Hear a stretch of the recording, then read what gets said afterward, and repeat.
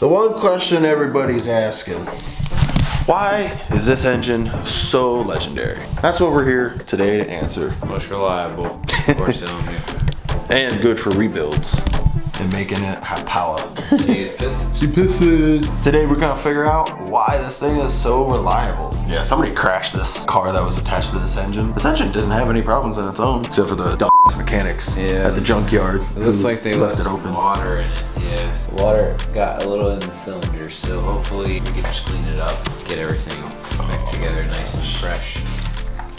Alright, so one of the first steps is obviously removing the, I don't know what the f this is. We're gonna learn. Looks like some sort of vacuum system, I guess. Yeah, I don't know what's to do those things. This is all kind of moot because my car still has all these things. You know, all the vacuum systems and shit. It's literally just the heart because my piston rings failed. Everything else is fine. Like nothing else is problematic.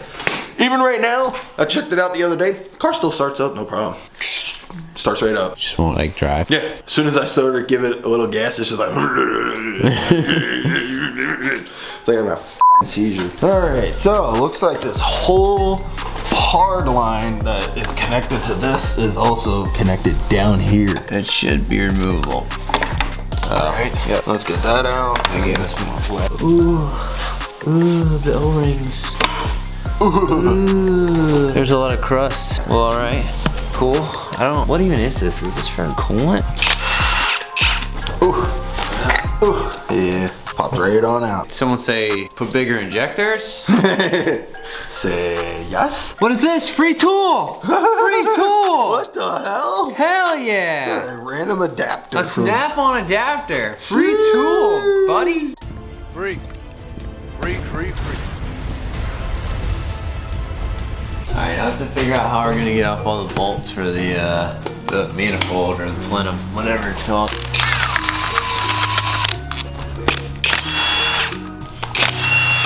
Probably start labeling things here soon once I get this off. You can see the dirty versus the clean threading. That's crazy. I guess we could take those out. Two camshaft sensors. One for the intake, one for the exhaust. Well, I mean, it is dual overhead cam, isn't it? Yeah, Yeah, so that makes sense. it does. Have one for each. What kind of stupid ass question is that? This is a nasty bolt. You can't really see it right there, though. And it's being quite difficult. So, I guess we're taking off all these timing components. Yeah, we're shifting to the front side of the engine. We're just gonna start taking stuff off on the front until we can get it all off. And she's off, cool. That was a lot easier than I thought. I take off the 3 water pump pulley bolts on the front. Jesus Christ. Oh my goodness. That was a little violent. That initial hit. The impact makes these things much easier. One of our best purchases ever. Uh-oh, I'm gonna have to hit it with a Woo! 3 good bangs and we're done. That's what she said. Ooh, there's so much nasty in there. Probably came from the leaky timing cover. All right, let's try a little. Jesus Christ! All right, well, it looks good. It looks good still. All right, well now that those are off, I might be able to remove the bracket finally. Type 2. There's no match for this impact gun. No match. All right. Now we're gonna try and get this side bracket off so we can get off the manifold. This is where all the coolant circulates for the water pump and where the tensioner is mounted to. So we should be able to just, separate it from the engine now. See the smoke that came off of that? Yeah, it's all that corrosion. So I believe I just have to hammer / pry. We have to take this hose off too, because if you see the hose is connected from this piece to the intake, I guess. Yeah, we're not gonna be doing that. Oh, come on. I've got some. Yeah, it's... Yeah. Oh yeah. Maybe just tap it with the hammer once or twice. Oh yeah, it's already separated.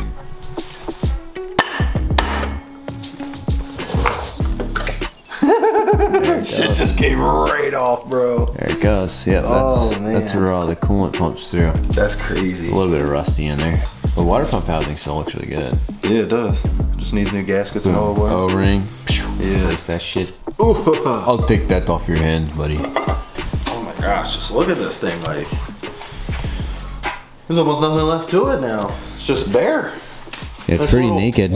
Pretty thin now. I like how Honda designed their dipstick here. It's in the fucking valve cover, and you don't have to fight with a tube that's on the outside of the engine. You should be able to get the cover off itself. A little bit of hammer and pry. Yeah, so honestly, you might not even.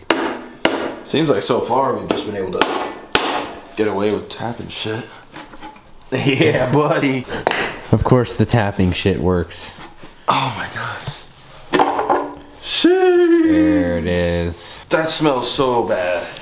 Yeah, oof, yeah, there's Oh a my lot of gunk built up in gosh. that. Yeah, there's a good amount of gunk built up everywhere here. Alright, so it looks like we've got variable valve timing on just one of the cams here. So you can see the two small cam profiles. You can see that on the exhaust cam, there's just one cam profile. And then you see the three different, the two edge ones are the low profile, and then there's the high profile, which is that center cam. Yeah. Quick trip to Lowe's, get a real heavy impact socket. We're gonna hold this at 15 seconds because that will create about 800 foot-pounds of breakaway. Alrighty, you ready? And... Alright, Oh my god, that took bro. about 3 seconds. Holy shit, bro. Yeah, because we were beating on that for like a while. That much of a difference, yo. I wonder if that harmonic balancer is gonna come off. Came right off. Shit. That's crazy, bro. No puller needed. That's what reliability does for you, man. That's crazy. Looks like it's time to take off the timing cover. What do you think? Yeah, buddy. See, can I do it? No, I didn't think so. Oh, yeah. I say she's coming. Oh, wow. Yeah, it's about to drip some oil. I bet. Slipped it right past there. Oh, wow. Fuck it. Alrighty. Gross. Ew. Very gross. Looks nasty in there. Smells nasty in there. Everything in there was putrid. Yeah, look at all that fucking build-up. Fuel mixture. I'm wondering if this is from blow-by. Hopefully we can fix, remedy any blow-by. Yeah, it might have already just had a little bit to begin with when it was running. We gotta get all these cams out until change is coming off. Okay. Oh. So this is a spring tensioner, so it operates off of spring pressure and not off hydraulic. So I believe you stick like a paper clip inside of this hole here and it unlocks the teeth, which allow you to push the tensioner all the way back and lock it into all the way down. And then once you set the timing right, you pull the pin out and it will re-extend or something like that. Or Something like that. something along those lines. What the hell? We need is that a T? Is that like a hex? Yeah. After that comes off, the chain should pop right off of there. Oh wait, no, there's the guide on top too. I have a breaker bar. Oh, well, There you go. there you go. We just used a T40. We don't have an H6 bit. It's okay. Yeah, we have a 7, we have a 5, we have an 8, a 9, not a 6. Yeah, so I'm guessing when we time this, one of the cams are gonna be loaded. All right, well, we're gonna start pulling some cams now. Time to pull some cams. The method seems to be to just vigorously shake the fucking bolts. Already. Oh my god, the wear is crazy. It's fine. Sheesh. Just like that. That's how you get some cams out. Cam swap, baby. Alright. Cams are coming out. Oh my gosh, look at those. So when the oil pressure gets high enough, I believe this will retard or advance. So the sprocket will actually turn. The camshaft will remain at the same position, but the sprocket will turn. It adjusts the timing of like fuel and spark to improve power when the oil pressure is high. So like when you're on the gas. Some great technology. As you can see here, this side, it floats, you know, everything stays together. You can wiggle it, it's fine. But this side, we've got these 3 independent cam profiles. Basically the way this works is there's spring-loaded little pistons inside of both of these outer lobes. And then when the oil pressure gets high enough, the oil pressure will push the piston out and force its way inside of the center lobe, which will activate the center lobe moving with the outer lobes as well. So that's how that VTEC is activated with that oil pressure. It pushes those pistons out. which I would like to show, but I can't really show. So it's best to zip tie everything together or put rubber bands because you don't want these little pistons flying out of your rollers. So You almost shot that thing out. yeah, I know. That's what you don't want, to shoot it across the shop and then you never see it ever again. And it's gone. Ooh, alright, stay on. Don't slide off. See how that just tried to slide off? Yeah, so. You don't want that. Yeah, but look at that. Trying to keep everything as intact in one piece. I don't want to with these at all. It's a whole different fucking complication world. Because you can disassemble this entire thing, but it sucks fuck. And there's so many tiny little parts. Oh my god, look at how big that bolt is. Yeah. That's a proper head bolt. There's oil in it. Just Nice. like there should be. See how there's like a goopy spot? Like right there? It's all like an oil film. This oil is probably like as old as the car. Cause they put this oil in the threads when they assemble it. See how black that is? This oil has been in the engine for its entire life. Talk about being brand new engine. It'll get brand new oil right in here. Oh yeah, bro. It's already coming up. Let's reveal my pistons. She's a fighter. I paid $400 for. There we go. Here, go ahead. That it's being replaced anyway. Okay. There we go. Pistons do not. Dang. Whoa! What my is that? Bruh. What is that? What is that doing on a f***ing piston? That's scary. Oh, what is this? Probably shit that fell in the spark plug holes. Oh my god, dude. I think I want to replace these pistons. Oh my gosh. These look like shit, dude. We're gonna have to do a valve test, make sure these are sealed after we put spark plugs back in. So if you guys watched the Subaru video, you'd know that Subaru blocks are open deck. This is considered a semi-open deck. Basically, there are channels here for the coolant around the cylinders, but then there's a lot more head block material here for the head to clamp again. Whereas Subaru, it's a lot more open than this. K24 Z2, baby. So you can see it is. Even in person, it's a little dim. K24 Z2, baby. Let's flip that block. Flip that block! Oh, cool. More water and oil. Fun. Oh, look at that. It's not a bad oil pan. No, it's a good oil It's actually pan. pretty not bad. Pretty nice shape. Okay, well, we're gonna take out all these pins. There's we already took out 3 here for the timing cover, so it should be like Come on. 10 or 12. 14, 17 in total. You include the timing cover ones. Nah, I'm not including those. So that's just 14. Yeah, I see why you have to pretty much freaking take out engine mounts to do the oil pan gasket. That's so dumb though. There's a perfect pry spot right on that corner too. It looks like that's specifically what it's designed for too. Oh yeah. Yeah, it's built for that. Is there another one here? It looks like it. Honda Engineers. Honda, yo, y'all, there's another one right here. Come around. Honda Engineers. Right here. Looking out for us. Yeah, it's just being held up.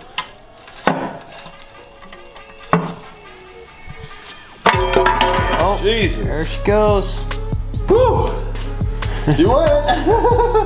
I'd say that's a sludgy mix. Oh, dude, what the fuck? That's horrible.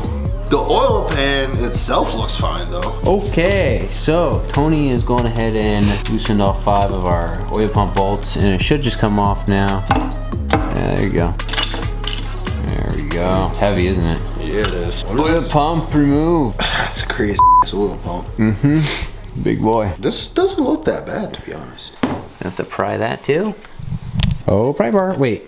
Under this oil puddle, there's another bolt, I bet you. Yep. You stinky oil puddle trying to hide bolts from us. Bad boy.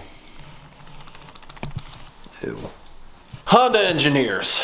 We've been praising them and practically on our knees this whole video. Just when we thought we were getting nice, good engineering, we get some e-torques. I mean, I guess we can't be too surprised. Your boys don't have any right now, so we're gonna have to come back tomorrow with some more tools and we can get these pistons out. So, I guess we'll see you guys in the next clip. Alright, it's back with another day. We got the proper tools. This is gonna be done tonight. We had to go get an E14 socket, external Torx. Yeah, they're a lot of torque. They're torque to angle. Now we crank her over a little bit and do the others. All right. Now that we've got this bad boy loose, we can crank her. Uh-oh. That's from the piston C's on the top of the bores. I go back a little and then slam it forward quickly with force. Try and overcome that the ring ridge. There we go. Yeah, you're right. I'll crack them 4 loose. Oh yeah, look at that face. Ah! Dude, there's probably like an indent on my knee right now. How's the bearing look? Bearing looks honestly perfectly fine. Yeah, some slight wear there, but it does look still pretty good, yeah. Definitely gonna replace those. And the journal is still in good shape. Damn, just one tap on each side, bro. That's how it's supposed to be. That's what reliability feels like. That's how you know it's not spun. Yes. Hot rod, they're still on there. That's actually goated. They stayed on there and rotated with the crank as you turned it. That's crazy. Even no caps, but that's good. 1 through 4, all doing solid. Yep, our journals still look really good on 1 and 4. Time to start, doing the upper oil pan? Yep. So we'll crack all the perimeter bolt around both sides, and then we'll do all the bolts inside here, and then the bolts for the main caps. And then it should come right off. Stand back. Oh, she shot. Now, what I've heard, loosening the bolts for your main crank bearing, honestly, just do it by hand. It's a slight chance, but don't take the chance. You could break them if you use an impact to break these loose. You might just shear the head off. Small chance. I mean, higher if the engine is older, I'm sure. Ooh, good crack. It's real easy with a breaker bar. You could smell the ancient gases coming out of the fucking bolts when you crack them. Dude, this is gonna be like a brand new fucking engine. We've done it once, might as well do it twice. Yeah, well, next time we take one of these apart though, we're not gonna be returning it to OEM spec. This is true, this is true. So this is great training on this engine. Like, I'm so fucking glad that we actually have to do this before we take it apart. One that we wanna like rebuild into a built motor. Yeah, this is just rebuilding for daily purposes. Just the OEM spec. Ultimately reliable, OEM power, no turbo or anything. Bro, oh my gosh. When they put these bolts in at the factory, they put oil in the thread. So literally, the oil that is in that thread has been there since 2008, right? So that's what? 17 years? 2008 was 17 years ago? Oh my god. Why does math have to hurt so much?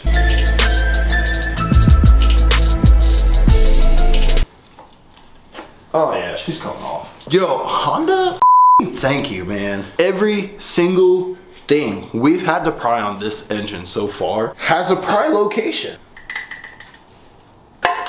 Oh my god. Let's see those main journals. Ugh. Once again, it smells like goopy goop. Yeah, there's varnish all over.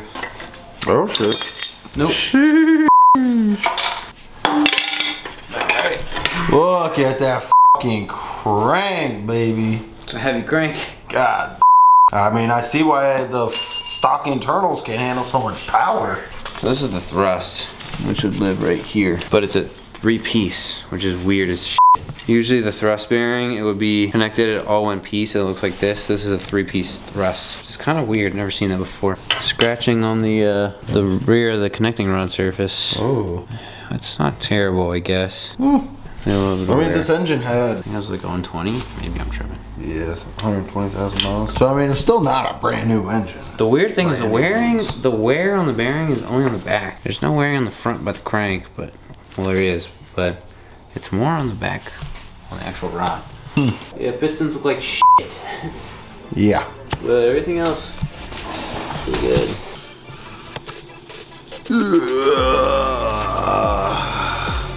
Well, you see these things are out. I mean, this has been quite a teardown.